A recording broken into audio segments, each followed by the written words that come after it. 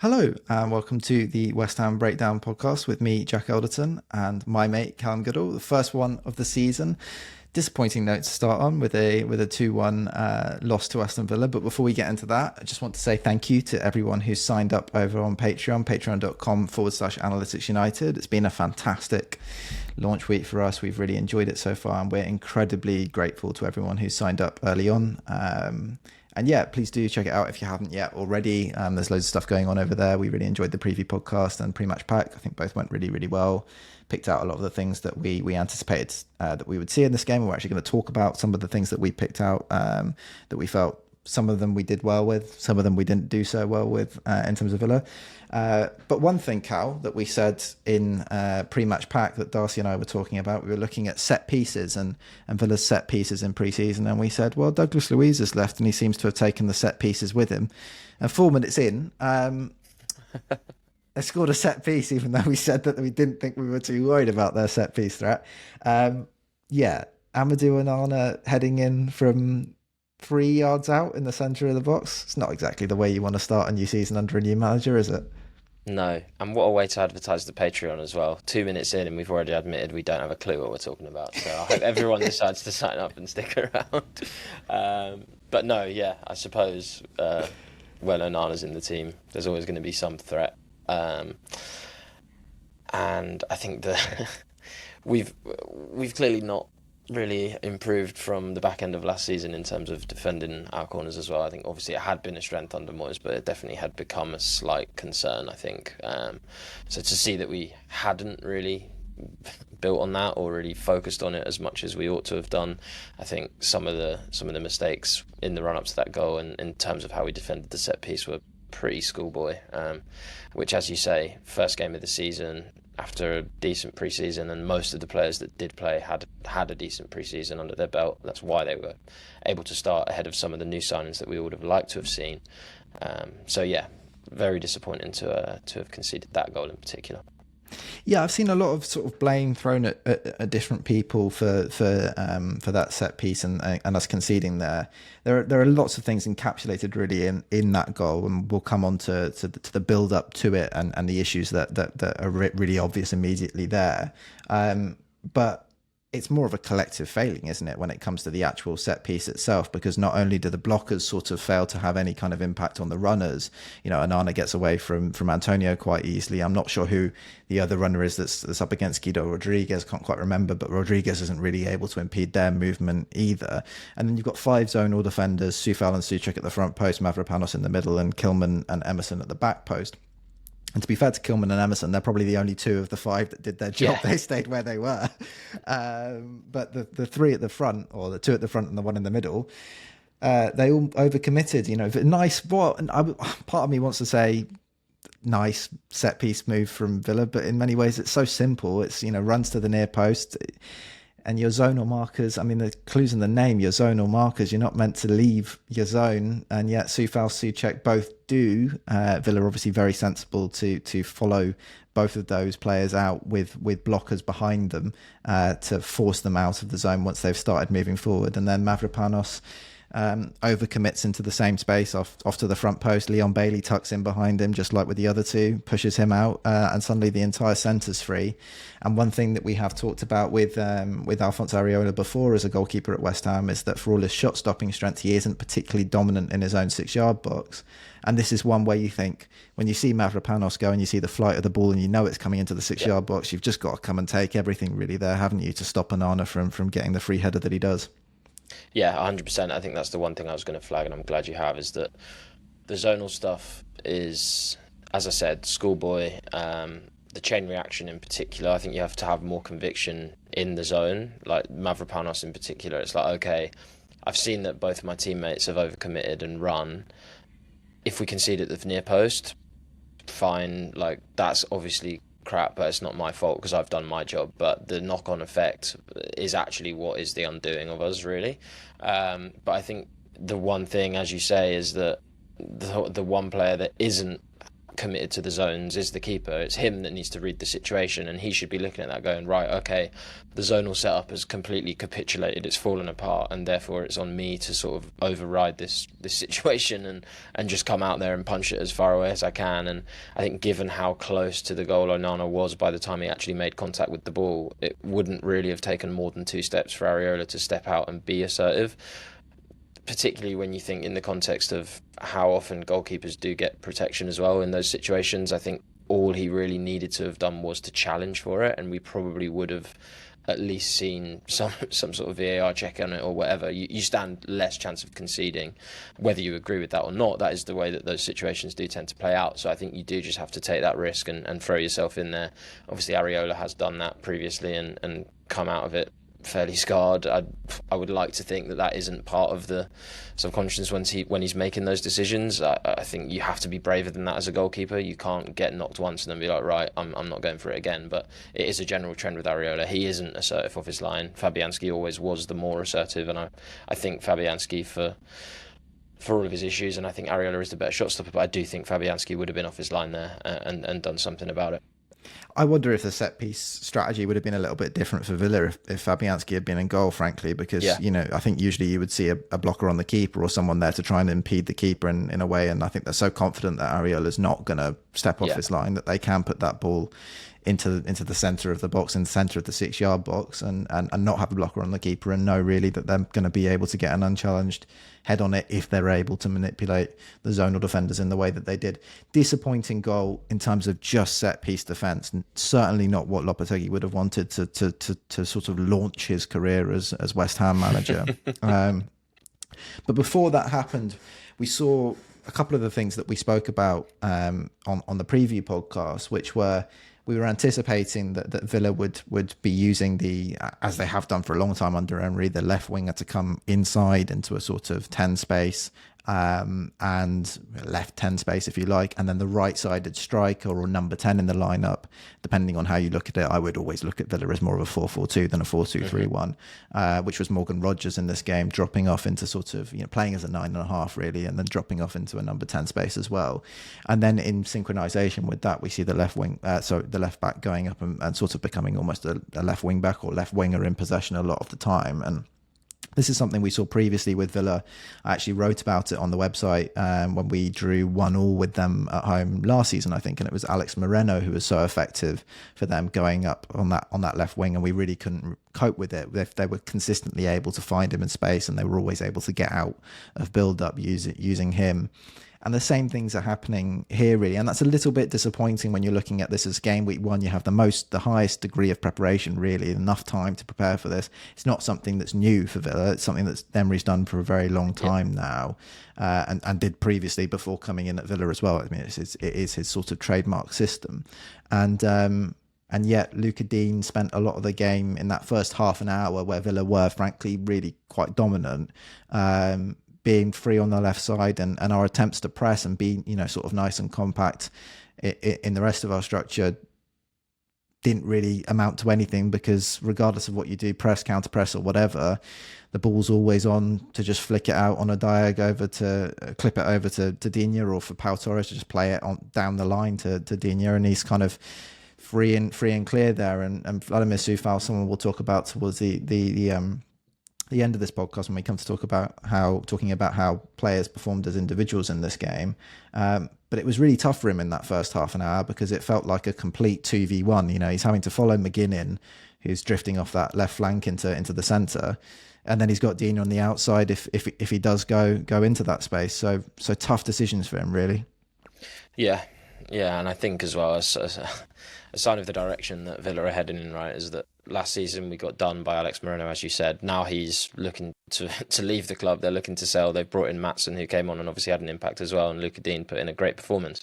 I think the one other knock-on effect, I think, that you didn't mention, but that definitely aided their build-up, was that with Digne pushing so high, as you say, it sort of forced Soufal to make decisions that he probably would have preferred not to make, but also it pinned Bowen back out of possession, which meant that Pau Torres, who we flagged as being one of the most crucial like contributors in terms of Aston Villa's build-up, in terms of passing, but it also meant that he became one of the most effective carriers for Aston Villa in that game as well, particularly in deep areas, because with Digne, as we say, going so far up, Bowen was much further back than he would have liked to have been, which created huge acres of space for Torres to run into. But also, I think, as we'll come on to discuss, the knock-on effect is that the counter press and the press for West Ham was so ineffective because Bowen was basically not a part of it, which you obviously want him to be part of that pressing unit, and the knock-on effects from that are that the midfield is also all over the place. So it just was from one simple, well, not simple because that sort of takes away any credit from Digne from being able to execute it. You have to be a very good player to be able to do this effectively, but he did do it effectively. The frustration for me is that if the two of us knew it was going to happen, then how did the players on the pitch not remedy it? Yeah, I think that's the big frustration. I would sort of challenge the assessment of Digne's performance. I thought he had plenty of opportunity to be more impactful in the final third, and I thought we saw Mathiasen come on and make a real difference for Villa. They looked so much more threatening with him performing the same function really in Villa's team. And suddenly you go from sort of a summer where you look at Villa and you think, well, they've got Moreno and Digne. Why on earth would they sign another left back? And they bring Mathiasen and you just see 20 minutes of him and you think, I see why Ian Matson's in there now. That makes a lot of sense because just the difference between Digne and Mathiasen was so marked in terms of what they were able to achieve from those situations when they were able to get free on that left side. And you're right that it was an ultimate consequence of Digne being so high that Bowen was pulled back. I think that first half an hour, though, we didn't see Bowen come back initially. We saw Bowen still sticking high, and that really led to that kind of washing machine effect, I think, in that first half hour, where Villa could quite easily have run away with it. I think could have been 2 or 3 half an hour in. Watkins fluffed his lines on a couple of occasions. I didn't think he looked particularly sharp at all, and they improved a lot for me as an attacking force when in terms of what they can do in the final third when Duran came on. Typical, right? I mean, linked with a striker all summer, and of course that is just the West Ham way, right? That if anything's the West Ham way, that's the West Ham way. That's always what happens. But yes, I think they improved a lot with him there.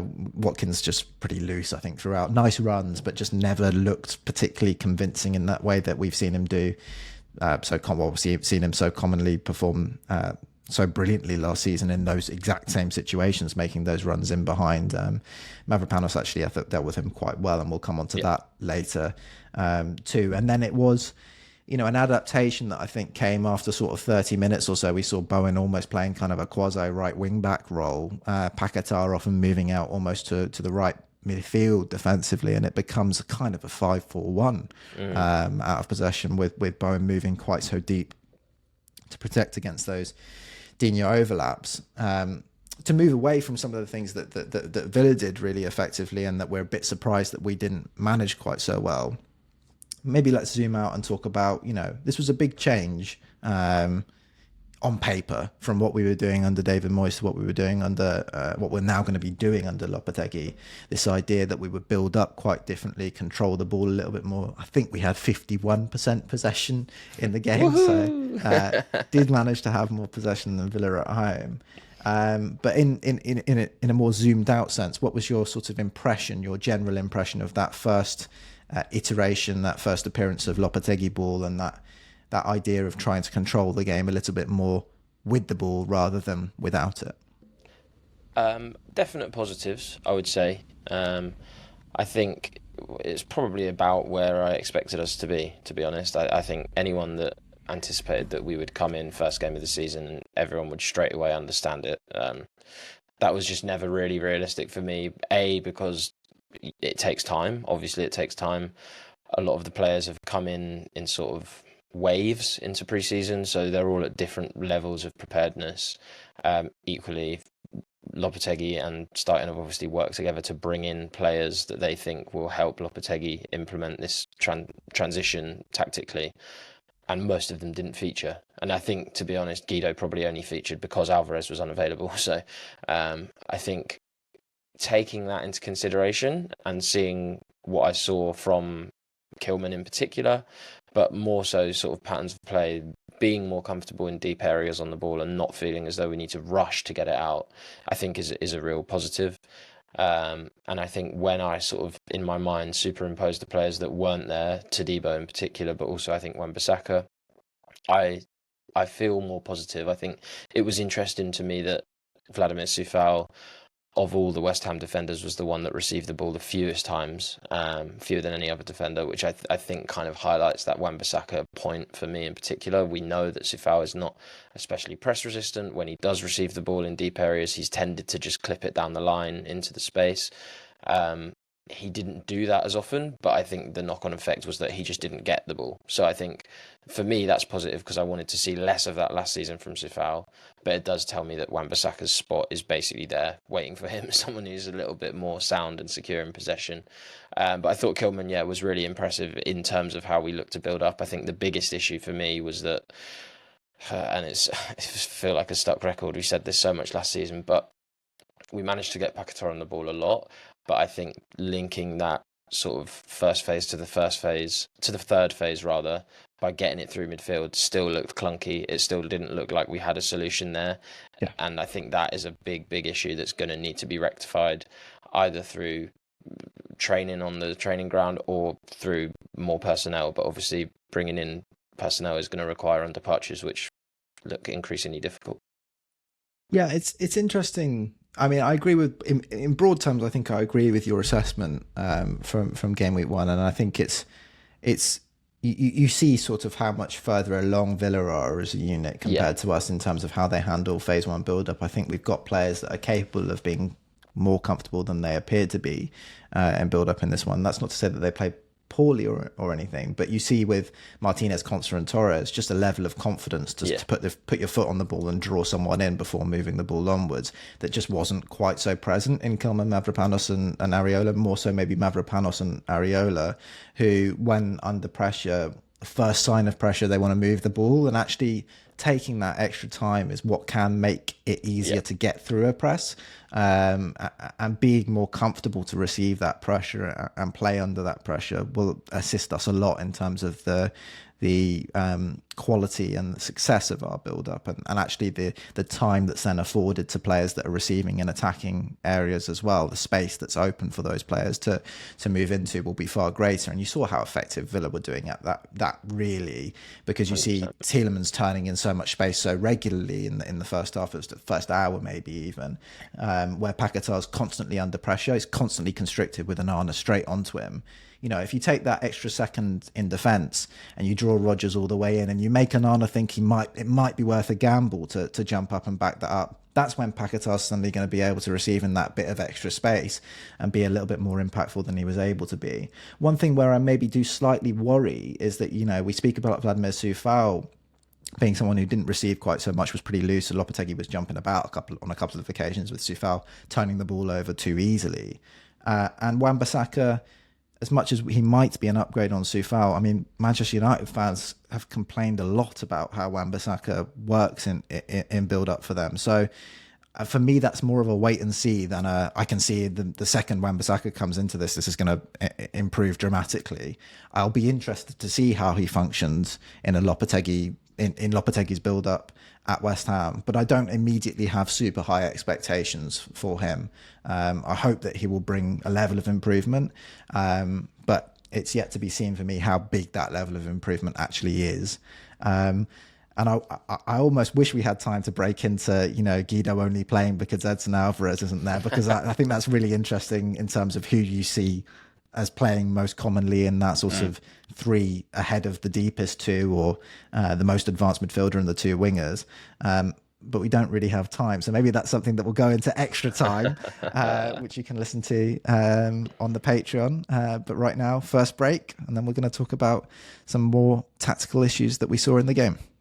So we started to break into the midfield issues a little bit there, and how Paquetá didn't quite have as much time as we would like him to have on the ball, and as much as the build-up, you start to see some sort of shoots of promise there. It wasn't quite where we would like it to ultimately be. And, we both said that we thought Thomas Soucek would start this one.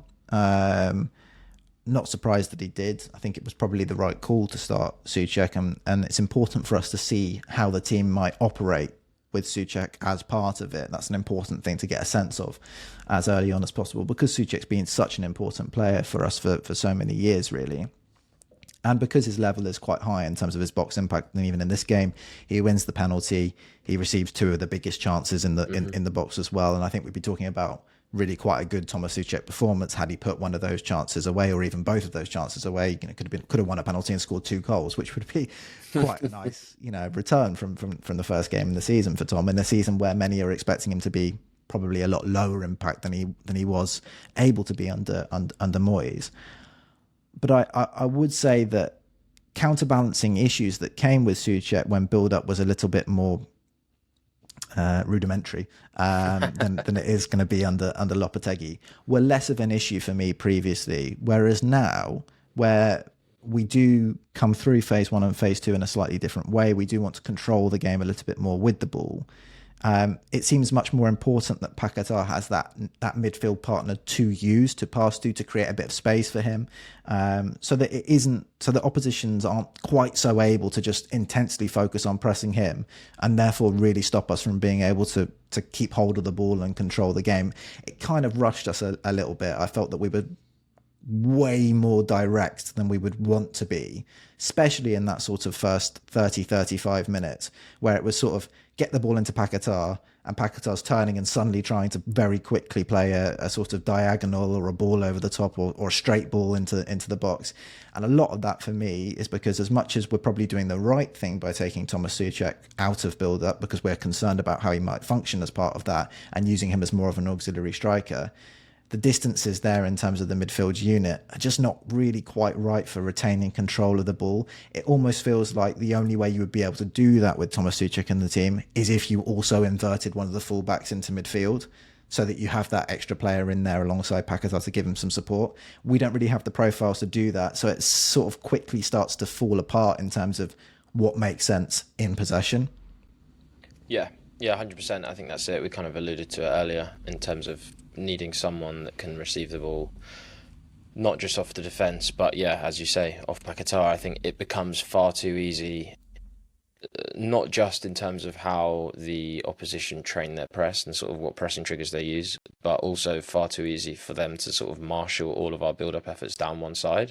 Because if you can basically control when Paquetá is going to receive the ball by the positioning of your midfield, and then once he does receive the ball, control where he has to pass it to, because you're blocking off the lanes that are actually considered to be dangerous, then really you're not able to execute your tactical plan, because it's not you that's deciding how to play it, it's the opposition, if that makes sense. So I think that is a real issue, and I think we both said before the pod that Paquetá was disappointing, but I think part of that is that the system relied way too much on him, that it was he was kind of the everything man, right? He's got to progress the ball, he's got to create chances, he's got to stop transitions by himself, because Guido's behind him against transitions, Soucek's ahead of him, so he's got to defend counters and create everything for us going forward, which is just a bit of a nuts role to give anyone, really, isn't it? Yeah, it is crazy. So I think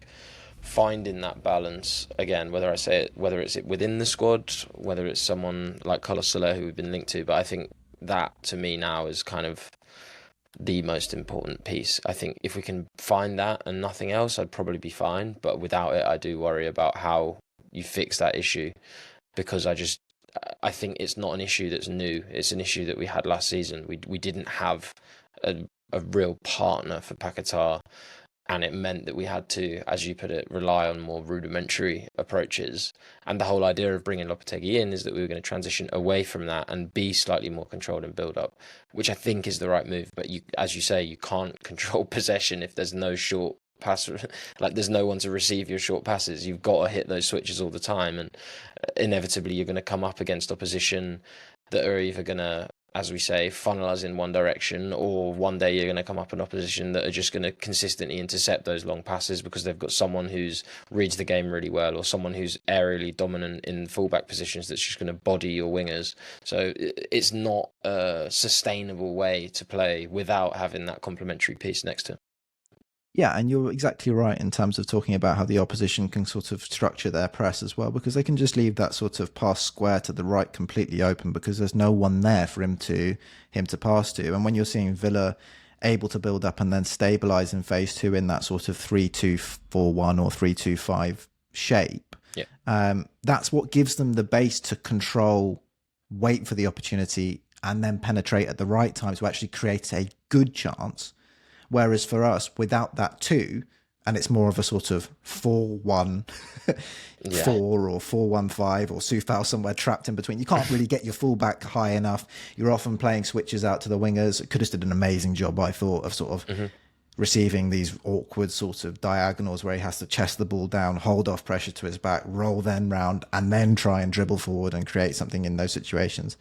As much as Kudus might be capable of that, that's not what I really want to see Kudus being forced to do all the time, receiving on the touchline and then doing all of that really hard work to try and generate an opportunity. I want him in the half space. I want a 3-2 behind him so that he can just drop off, receive the ball, knock it back in. And that the moment when he does turn, it's the right moment for him to actually go and create something promising, rather than it being a real struggle for him to actually create anything tangible when he is trying to get off those dribbles and roll inside, because the structure isn't really there around him to support him properly. So I think there's a lot of work to be done there from an in-possession perspective. And I think it doesn't look particularly good for Soucek, even though he was able to have the box impact that he did have in this game, because of those issues in possession and because of those issues in terms of stabilising ourselves in the opposition half in possession. I actually only felt that we had that kind of control for about 7 minutes of the first half after we scored, when we saw, you know, Kilman stepping up really high, winning balls as they were coming out of the box, Mavropanos doing the same, Guido Rodriguez having a similar kind of effect in those last 5 minutes of the first half. That's what I want to see West Ham under Lopetegui doing, suffocating teams like that, maintaining pressure like that, and then, you know, forcing teams to creak, wilt, and allowing us to create chances by having that kind of pressure. Not the kind of fits and starts we were forced to sort of play in throughout the rest of the game. And then also out of possession, you know, I referenced how Paquetá really had to defend transitions alone. This was the biggest problem for me with the whole game. This was the thing that I was most concerned by and disappointed in. The distances between the three midfielders are just absurd in terms of having any kind of structure to be able to counter-press. So when you turn the ball over, it's way too easy for Tielemans to turn and play the ball forwards. Rodgers can drop off. If Kilman goes with, then Bailey's going to go in behind. So it's this whole nightmare created by the fact that the distances are crazy. Soucek's first thought can't really be to go and press the ball straight away, because he's thinking, well, shit, I've got to go and recover and get in alongside Paquetá, because Paquetá's going to be in real trouble if I don't tuck in there quickly enough. Paquetá's first thought is probably the right thought from trying to set a counter press, which is let me go and get after the ball. But then actually, if I get beaten, Soucek isn't back fast enough to cover me. So now it's Guido Rodriguez on his own against sometimes 2-3 players running through the centre of the pitch. It just didn't work at all in being able to stop them from being able to break forward. And even when they weren't transitional moments, I felt they were able to sort of, you know, create that sensation from the fact that our, you know, activation to press wasn't good enough either. You know, I think Soucek wasn't aggressive enough in midfield. I didn't see enough aggression out of the front line, out of Antonio going and getting after the ball. These are things we spoke about on the preview. It's the first home game of the season. Let's go and be really aggressive against them. Let's get Soufal stepping up the pitch.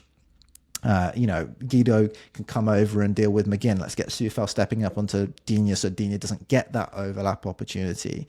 And these are things we've shown we can do against Villa, by the way, beforehand. We have shown that this team has shown that they're capable of doing that. And yet just the way that we were structured in that central area just didn't really lend itself to us having any kind of control. And like we said right at the sort of top of the podcast with Bowen dropping off into right wing back, those failures and the left back overlaps that come as a result of that, and the control that Villa are able to get as a result of that coming through phase 1 and phase 2 build up, is what leads to your most effective and threatening attacking player, the player that scores all your goals and has done over the last couple of seasons, playing right wing back, and you end up in an adaptive 5-4-1 structure, which is not really what you want to be doing at home in the first game of the season. So lots of big lessons, I think, in there.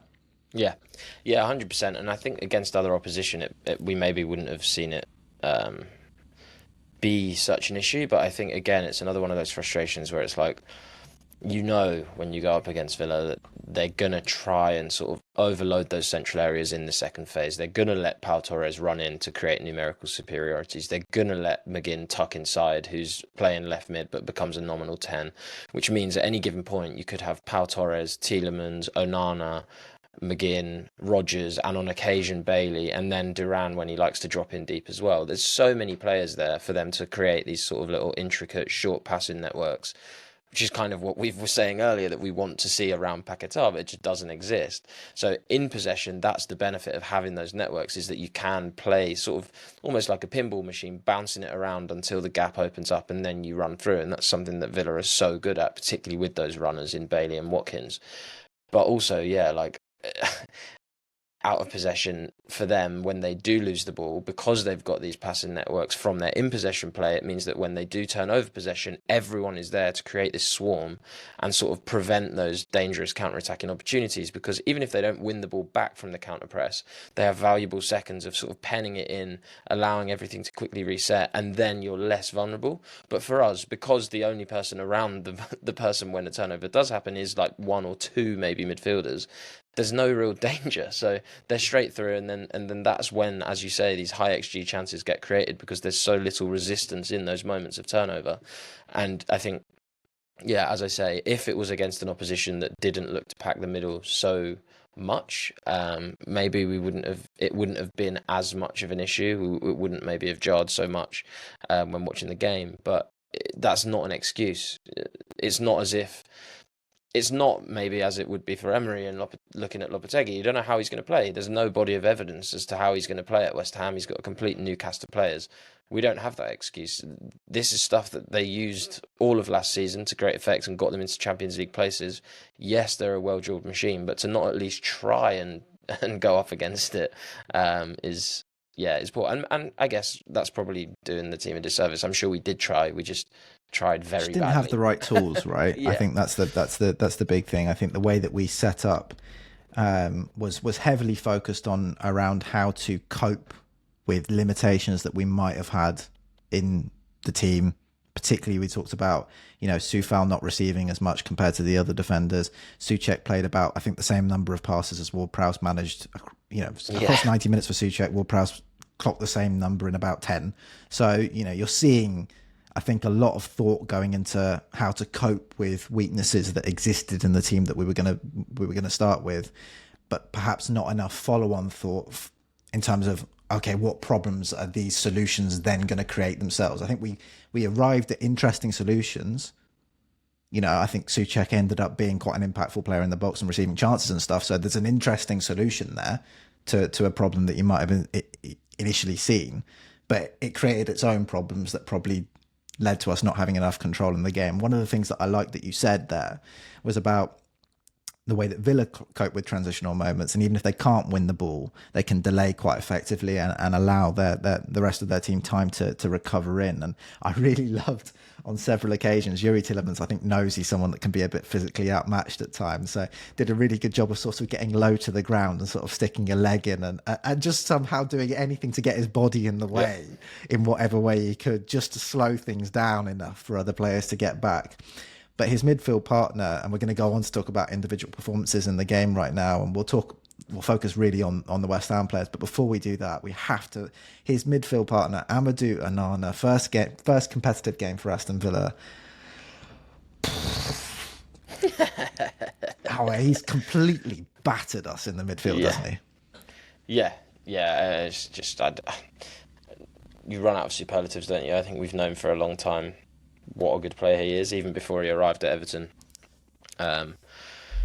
We were really excited about the links to him. I think he's kind of what he's Soucek. He's the pro version of Soucek, right? Premium Soucek, isn't he? He is top of the line Soucek. That's it.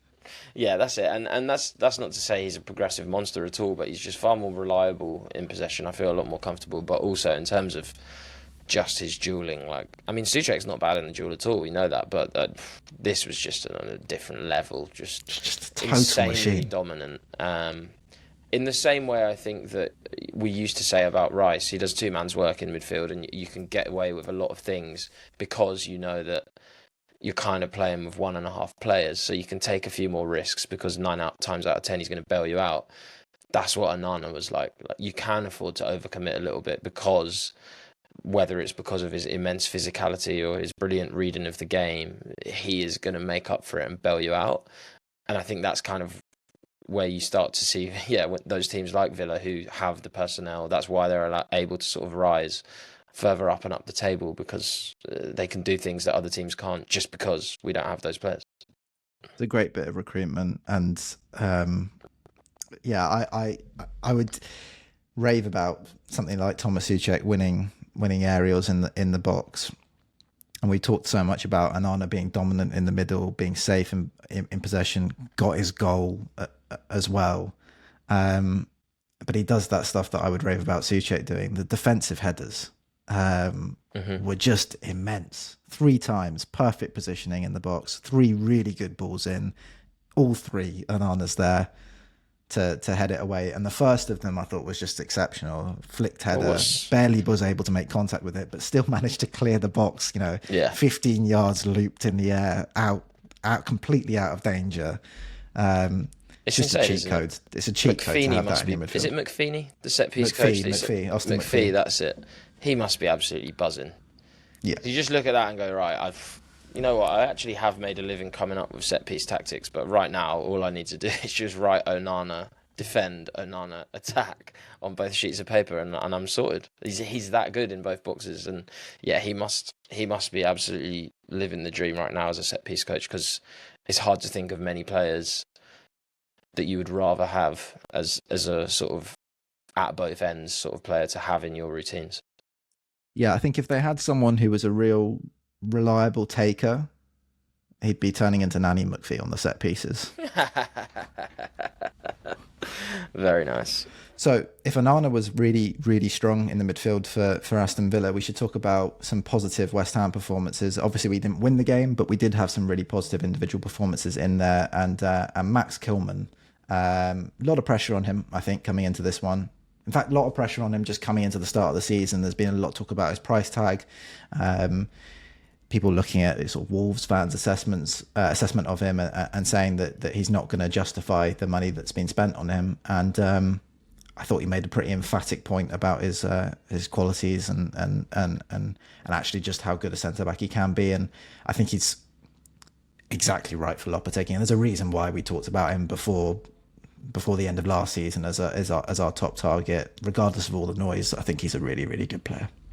Yeah, 100%. I think the biggest standout for me, 2 really. In possession, I thought he was probably, bar Paquetá, our most progressive player. Certainly in terms of, he topped out as a West Ham player in terms of progressive distance from his passing, except from Areola. But obviously you kind of take goalkeepers out of that equation because they're always going to finish top of that. So that's brilliant to see. That's going to be absolutely crucial. And I think the prospect of a left-hand side of Kilman, Emerson, Paquetá and Kudus, when it works and when those relationships are fully developed, is incredible from an in-possession standpoint. And then I think secondarily would be out of possession. I think he did a really good job, sort of those battles in those wide areas with Bailey, and I think just generally defending the channels. I think Mavropanos did a really good job as well. I think our channel defence, that sounds a little bit too territorial army, but defending the channels, not the vibe we're going for on this podcast. But yeah, I think our channel defence was great, and I think that's something that we knew that Kilman was going to be good at, and it's really reassuring to see that even in the first game, in a performance that wasn't great across the board for the team, but I think he really did stand out. I think the only thing that I would like to see significant improvement on, but this is a team issue, but I thought aerially none of the centre-backs were really doing much, and that's against a team who obviously with Onana and stuff is pretty dominant aerially, but I don't really think as Rodgers or Watkins as particularly aerially dominant. So I think those numbers were a bit of a cause for concern for me, particularly if we're going to try and force people out wide and concede crosses in a similar fashion to what we did under Moyes. I would need to see that improve, and it's compounded by the fact that you're not relying on Areola to help out in those situations. To be fair to both centre backs, I didn't think that they struggled from balls into the box so much. I thought where they struggled were from long balls up to the front line, and I thought that was most notable when Duran came on, who I thought had a really big impact on that side of things, and probably clocked up quite a few numbers in terms of one aerial duels in those last sort of 20 minutes or so, especially towards the end of the game. I mean, there's a moment, not a great start for Todibo, I thought, who got dragged out into the wide space, didn't win the first duel against Duran, and then kind of was just desperately trying to force a turnover, and Duran held him off and ended up winning a free kick. And I think that really summed up the impact Duran was able to have. He's such a physical monster, really, that he was able to dominate Kilman comfortably, Mavropanos pretty well, and then also Todibo when he came on. I thought he had the better of all three of them in the air and in the duel. I'm not sure that, I mean, obviously I'd like to be saying that our centre-backs were able to control the opposition striker that comes off the bench, but I'm not sure how much of that is about poor performance from the three centre-backs that we saw in those duels, as much as it was actually about how good Duran was off the bench. I thought he had a fantastic impact on Villa's performance, and deserves a lot of credit, really. Movement for the goal as well, superb. Absolutely. But yeah, I thought, like you say, channel defending really, really good. Kilman's covering work looks brilliant. His anticipation of those moments. Bailey, you think when Bailey goes through and he goes round Areola in the first half, if that's Zuma, Bailey will just dribble in front of the goal and can get down on all fours and nod it, and head it over the line and still have time to do that. Whereas Kilman, racing back, sees the problem as it's happening, sees the fact that Emerson's going to play him on side. I'm not sure what Emerson is doing in this instance, by the way, but he sees it happening, gets back in time, forces Bailey to take the shot from a tough angle.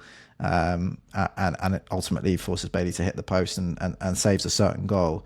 And had another moment like that late on in the game, covering across into the centre of the box with Mathiasen running through onto Ramsey's pass. Mathiasen was actually offside, so it didn't count for anything. But another moment of really good scramble defence. And I think those are the situations where we'll see Kilman really shine in those sort of scramble defence situations, and also carrying the ball out from the back. Nice to see just the start, as we talked about earlier, of what he can do, as well as a sort of suffocating presence as a centre-back, using his physicality, using his anticipation actually to push forward and win duels when the ball's coming out of the box. And again, that's something that we'll be able to see more if we can see that midfield area stabilised a little bit with that transition defence sort of better protection in there, so it's not just sort of Paquetá trying to do things on his own. Mavropanos we've talked about, really. I want to give Mavropanos credit. I'm also a little bit wait and see, because I thought Watkins was miles off the pace. Yep. So I thought there were a lot of moments where Watkins was a little bit loose and Mavropanos was able to win it. If Watkins had been at his best, I don't know if it would have been quite the same battle.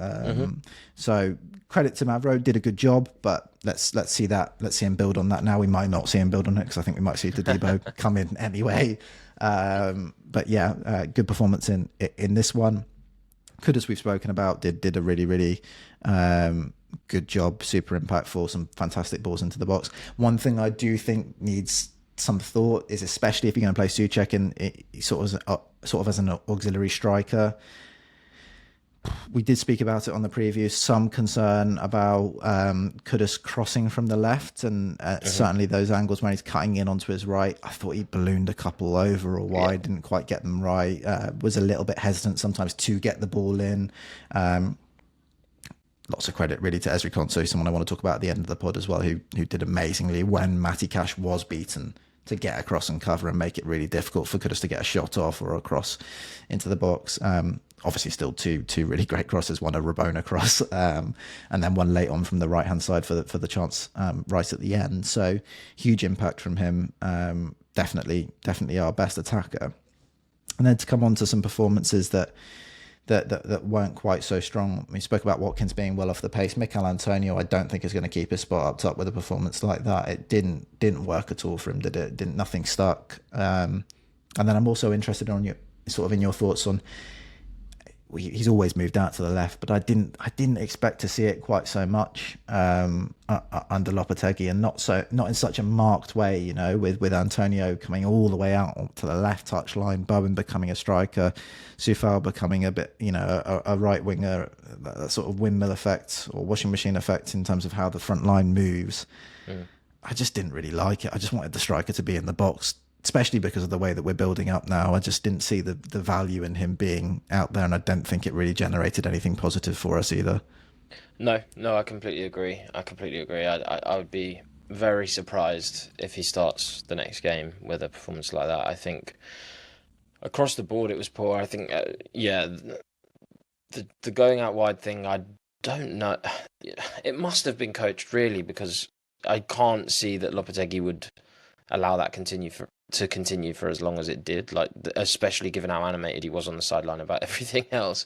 But I didn't see what we were necessarily trying to gain there. I think it worked previously, probably because we had more sort of runners into the box post Antonio movement to the left. But I think with Kudus kind of already out there, and they're kind of serving the same function out there, I think, in terms of two players that ideally you're trying to force over commitments from the defence because they require attention. But A, they're not all going to go over there with two players out there, and B, Antonio putting in performances like that is probably getting towards the territory of actually he doesn't require to be double marked anymore, and then it all becomes redundant. And also I think similarly, okay, I get the movement over there to create the space for the likes of Bowen, and if you are going to get Soucek to attack the box, but then if you're relying on Paquetá to be in deep build-up, you then don't have enough time for him to then get there to be the creator as well. If you're having Kudus as the person that attracts the attention, you need him to then lay it off to someone to then put it into the box. But the person that he's laying it off to isn't there, so it just all becomes a little bit dysfunctional, really. So yeah, that was problematic. But I think, as you say, I think previously it has worked, but it becomes too congested and it's at the expense of any box presence. So I think Fulkrug really needs to be there. I think what we need to be seeing, if we're going to ask the striker to link play, is to drop deep centrally to create those spaces, not to go out wide where Kudus is, because I think then it allows you to shuffle it across to the right hand side a little bit more freely, because you've got one person in there, kind of like, I don't know if a cricket analogy maybe isn't the best for the pod, but when you're trying to get the ball back to the bowler, you throw it to another fielder who throws it to the bowler, rather than just lobbing it, because the accuracy of that throw is likely to go awry more than it is if you just pass it to an intermediary first. I think that's kind of what you want to see. But also, again, it probably leaves us less vulnerable in those transitional moments in when we turn over, because you've got a player in the centre of the park to help with that press, rather than everyone being out on one flank, and then you're screwed. This is the big thing, is that, you know, we've spoken about Soucek playing two different positions, really, one in possession, one out of possession. Guido Rodriguez, two different positions, one in possession, one out of possession. Soufal, right winger in possession, right back doing two jobs out of possession. Guido Rodriguez dropping between the centre backs. Mavropanos becomes a right back. Antonio. There's so many things that need to then be fixed when the ball's turned over, that we're just a mess in those transition defence moments, and that cannot continue. And you need that level of stability in the team. Yeah, you can have a couple of players that, you know, you can have your fullbacks go up and a midfielder drop in, or one fullback goes, one tucks. But you can't have half the team or more than half the team having huge distances to cover to get from one position into another every time you transition to attack or transition to defence. It just doesn't really make sense to have that much flux in terms of how your team is organised. And then in terms of just the shape, when you're thinking about a settled attacking shape through into phase two, you know, you've got Antonio pulling to the left, Soucek becoming almost a central striker. So you've got Antonio, Soucek, Bowen, you know, Soufal up on the right wing, Kudus out on the left wing. And you've got no one really in the middle, because you've got Mavropanos out almost in a right back position. You've got Guido Rodriguez and Kilman now as the centre backs, Emerson at left back, and Paquetá having to drop, because he can't sit in the middle of the midfield, because he's going to have four players around him if he receives the ball. And that happened once, by the way. He received the ball in the midfield and four players closed down around him, and he instantly turned it over, because what else can he do? So he realises, I've got to drop out now onto the back line. So you end up with five at the back and five across the front with no one in that just doesn't make any sense whatsoever. And that's what creates that level of directness that I just don't think helps us. I don't think we need to be playing that way. When you've stabilised into phase two, just reorganise your team so you've got a nice 3-2 base or a nice 2-3 base or whatever, so you don't have to be worrying so much, A, about transition defence, but B, also just about circulating the ball and having a little bit more control and being able to entice a few players in, create some overcommitments, create a bit more space for people, get players like Bowen activated and on the ball. Didn't see it at all, didn't get on the ball in any kind of interesting position. So, there's a lot of work, a lot of work to do. But we're always keen, and I want to land on this because Villa finished in the Champions League places last season. They did lose a couple of players, but they brought in good players to replace them. And it's worth saying, although there are these issues that we're identifying, there's a lot still to build on. We'll do a first real review of how things are going at the first international break, where we've seen 4 games, have a real sense of all the things that we want to try and do, see some of the new players come in as actual starters as well. I also think it's worth saying that Edson Alvarez will make a big impact when he comes into this team too. We talked a lot today about transition to defence, and Edson will help a huge amount in those situations, because just the ground he can cover is so much bigger than any of the other midfielders we've talked about.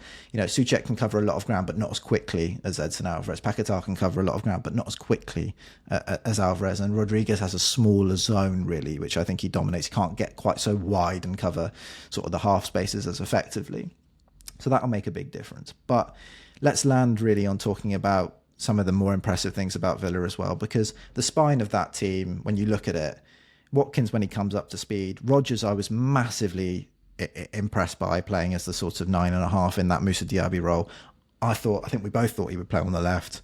Came through the middle, was exceptional, was probably the best player on the pitch. We spoke about how well Onana played. I thought he was even better. His pressing work, his energy in and out of possession, the times where he dropped off, his ability to then turn and carry, just missing the goal, really. I think if he can start scoring from those positions where he's turning, carrying and shooting from the edge of the box, he's going to be an absolute nightmare for Premier League defenders. And then Tielemans and Onana behind that, Concert and Torres, and then Emi Martinez. And in that unit, all of those players, bar Watkins, performed really well in this game. And in that unit through the centre of the pitch, they've got a really strong team there, and a team that can go on to be effective in the league again this season, and actually be a menace to teams in the Champions League as well. Yeah, I think so. They've got that perfect blend of technically proficient players, but also pace and also physical dominance. It's the 3 sort of pillars, I guess, of what you want to build your team around. And they seem to have all 3. And I think if the rumours are true that Gutrida, as we I think talked about on the preview show, if the rumours are true that he's going to be brought in, then it probably solves the one area, that right back position, where I'm kind of like, I don't know if Matty Cash really fits what you're trying to do here. There was too many times that you can get in behind Cash, or he tries to overcommit. I think as soon as you get a sort of more centre-back, full-back profile in that position, they're set for a good season. I think a lot of people have expected him to drop off, but I think they've done really good business. I think getting rid of Luiz and allowing it to sort of bring Onana as the placement, and also nab 2 really promising Juve youngsters, is a massive net positive. And if they can continue to spend well and add a couple more additions, I think they probably won't drop off too much, because the depth is just so sort of perfectly cast in terms of the replacements that they brought in. There shouldn't be too much of a significant drop off if people go missing. Yeah, we'll learn more about our team over coming weeks, and after international break, we've got a tough start, and as much as there are lots of issues that came out of this and lots of things to learn from, one of the things we said before the start of the season was maybe it would be good to get these difficult fixtures out of the way at the start, because the lessons would be so clear. Teams would exploit the problems that come from things that we do wrong at the start of the season, and we'd be able to learn really quickly. So, hopefully we take those lessons from this game and apply them in the next match. Cool. Well, thank you for listening to the West Ham Breakdown, the first one of the season. We'll be on Patreon this week. We've got Euro review coming up. We're doing the Barcelona match, Barcelona-Valencia, this week. A couple of unknown youngsters involved in that one that I've never heard of before. Marc Bernal played in midfield for Barcelona, so it'll be interesting to go and look at that. We'll also be doing a double preview this week on both Crystal Palace and Bournemouth, which will be really interesting to go through that process. And we'll have all kinds of other things going on over there. First 7 days free. Please do sign up. It's massive help to us, keeps us going and keeps us being able to improve the pod and build on everything we do. Patreon.com/Analytics United. Thank you, Cal. And we'll see you next week.